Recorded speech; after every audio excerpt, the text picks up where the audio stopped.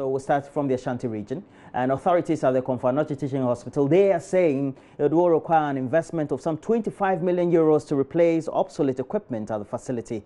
Some medical equipment at the hospital have exceeded their recommended lifespan. The chief executive of the Komfo Teaching Hospital, Dr. Ohineba Danso, says frequent servicing has rendered them less effective, as a result affecting healthcare. Well, we also have Love FM's Kwesi Deborah bringing us up to speed with the latest. The accident and emergency unit of the hospital is the worst affected by equipment deficit, which management says the hospital finance cannot support. Equipment meant to last 5 years, almost a decade old, and are still in use. Hospital authorities recount instances where insufficient equipment has led to loss of lives. Dr. Ohineba Danso highlights the problems. Trying to actually fill in the equipment gap, we've done a comprehensive assessment, as I said earlier on.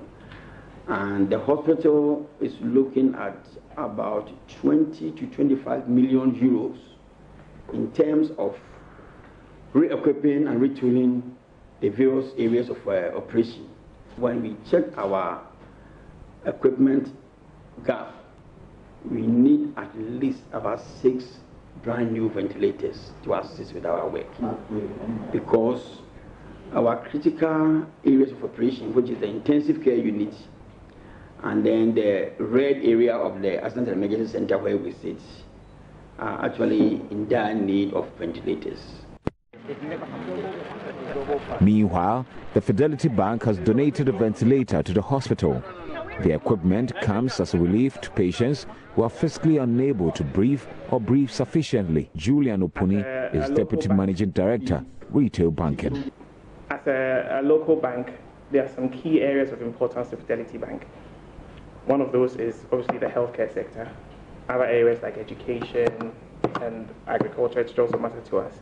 And it will be impossible for us to say we've had an impact or made any inroads in the healthcare sector in Ghana if we don't partner with an institution like Komfo Hospital. So a while ago, we've also done other services on a pro bono basis. So recently we engaged in customer service training to help in the delivery of normal service to the patients that come in here. And we're still open to doing those sorts of things to support Komfo Teaching Hospital. Reporting for JoyNews, Kwesi Deborah. So we have to take you to the Upper East region, and the Pusiga District Assembly in the region has disbursed over 20,000 Ghana cedis to physically challenged persons in that district under the 3% allocation of the District Assembly's Common Fund for persons living with disabilities. The funds are currently meant to help beneficiaries live more decent lives. Upper East regional correspondent Albert Sori has more on this report. A total of 209 persons with physical challenges benefited from the fund. 93 of them received the funds for the purpose of income-generating ventures, whilst 116 of them are going into agriculture. The total amount paid to the beneficiaries amounted to 20,962 Ghana cedis. Pusiga District Chief Executive Abdullahi Zubairu said the funds, which are from the 3% allocation of the District Assembly's Common Fund for persons with disabilities, are meant to ease the financial burdens of the beneficiaries. The District Assembly will assist in registering all the mental ill persons with Ghana health insurance so that they can also have access to quality health care in the district. So I want to entreat them to make their list available to the District Assembly so that we can facilitate their registration. We also supported a good number of disabled persons in various stages of their educational ladder. A total of 20,962 Ghana cedis has been released to support persons with disabilities in the district for 2017 and 2018 academic year. The beneficiaries who applied for cash support received amounts ranging from 600 Ghana cedis, depending on what an assessment of their needs revealed. Some of the beneficiaries going into agriculture were given livestock to rear, whilst others were given fertilizers and other farm inputs. President of the Association of Physically Challenged Persons in the Pusiga district, Paul Jambedu, called on the district assembly to reach out to other physically challenged persons whose conditions are very serious and who are also unaware about the existence of the Disability Fund. The system of distribution, the disbursement, and increase the amount. Try to make sure that the registration is done by the various departments. Some of them are in extreme villages, so if they could reach them, there are some people who are not even yet aware of this thing. So we advise the District Assembly to make a campaign to be able to let more people come into the fold. For Joy News, Albert Sorry, reporting from Pusiga.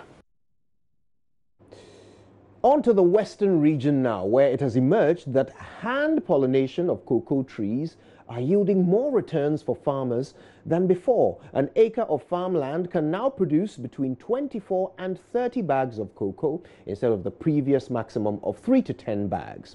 Here's what our correspondent Mahmoud Mohammed Nuruddin learnt when he visited some cocoa farms. The cocoa farm. Naturally, mature cocoa tree is able to produce about 1,000 flowers.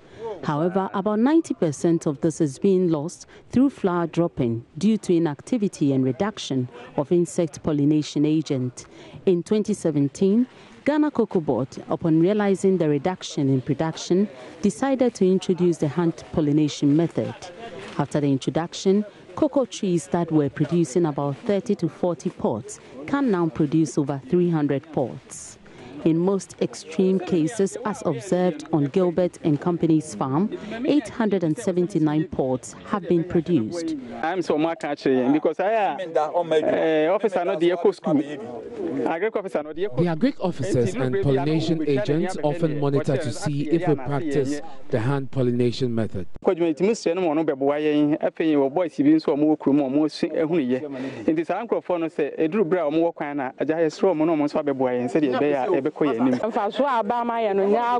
Intermediate pollination, there was a war sampa.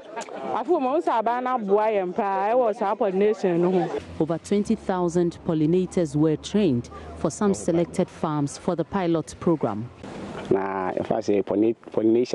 The hand pollination method has helped us a lot and farmers as well. The training given to us has really helped.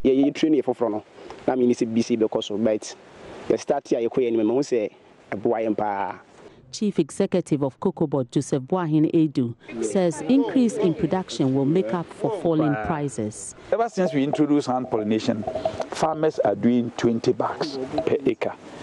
The farmer we interviewed here said he made 25 bags.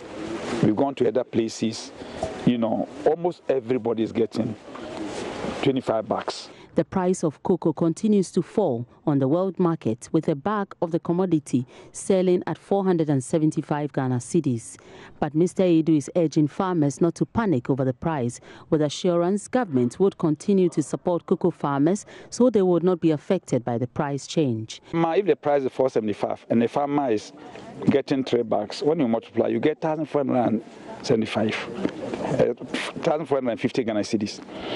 Now, if you decide to reduce the price, right, it means that it's an equation. It means that you have to look at the yield. So if the price is going to go down, then the yield must go up. Once the yield goes up, the farmer will not be worse off. I've indicated all what we are doing, all the interventions are aimed at making sure that the farmer does not get worse off.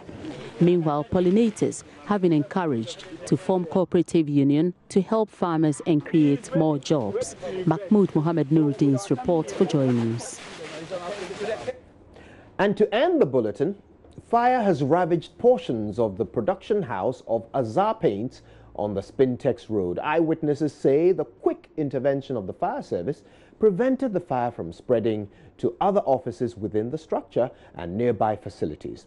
Joy News' Ernest Menu reports that a notice has been posted at the premises communicating the decision to suspend operations as the Ghana National Fire Service investigates the cause of the fire.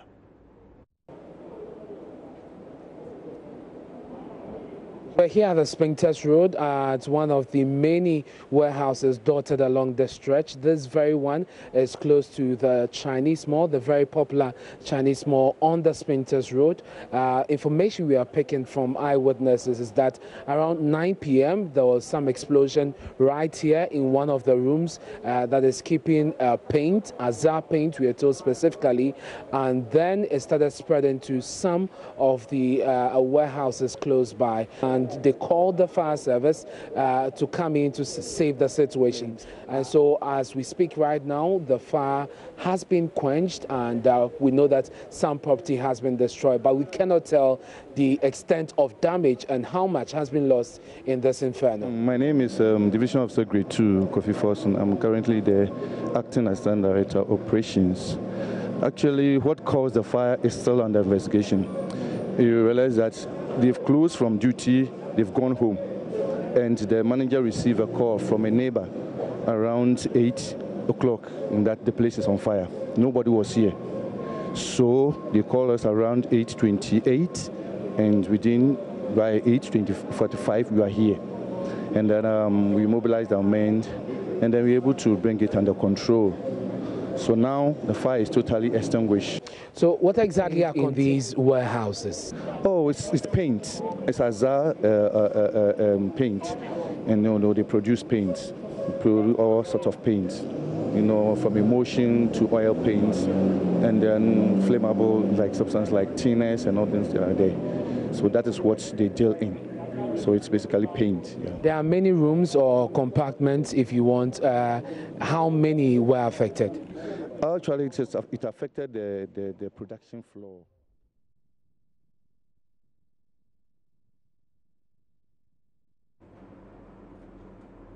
Oh, quite a bad incident there. Yes, yes, unfortunate.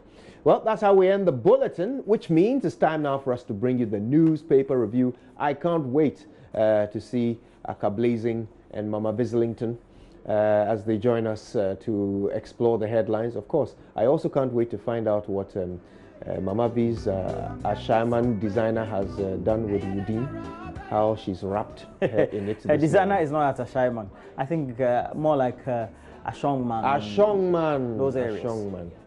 I got the and the man right.